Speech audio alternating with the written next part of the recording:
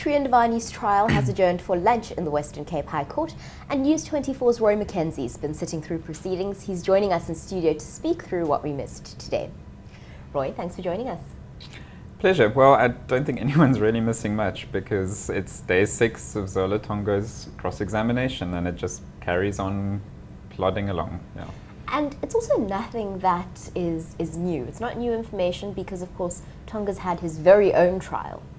Indeed, but a lot of the inconsistencies that are coming out, because he had his statement to police, his affidavit, and then his trial, and then his testimony during this current trial. So what the defense is doing is they're just going through all of that with a very fine-tooth comb, and they're just pointing out all the inconsistencies. And sadly, there are quite a few inconsistencies, which really casts a lot of doubt on his credibility as a witness. So what is the state trying to prove when they led evidence by Tonga? Well, obviously he's their most important witness because he is the only person who had contact with both Sri and Dewani and with the hitman. So he was essentially the man who organized this entire murder. So he is a very crucial part of the state's case. This is why the defense is trying through every means possible to discredit him as a credible witness. So that's why they're just plodding along and going through each little part of his testimony and his statement and his affidavit. And there are a huge number of inconsistencies which they are pointing out. And of course, the judge will take into account that those vast inconsistencies would make him an untrustworthy witness. That's the state's intention, obviously. The defenses, absolutely.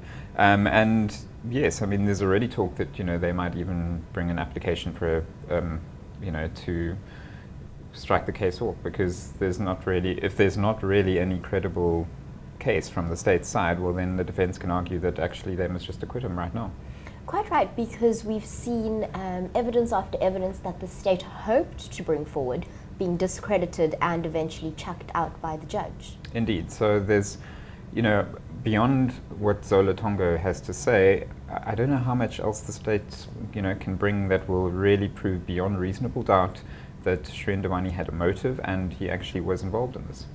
Now, from your vantage point in court, are you able to see any of Srian's reactions? How's he doing?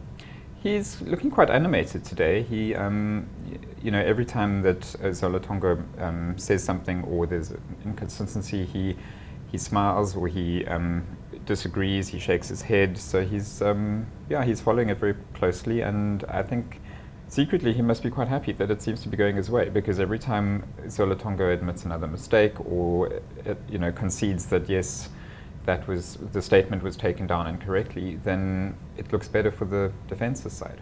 And speak to us about the Hindocha family. They've been there since day one. Are they managing to keep together really during proceedings?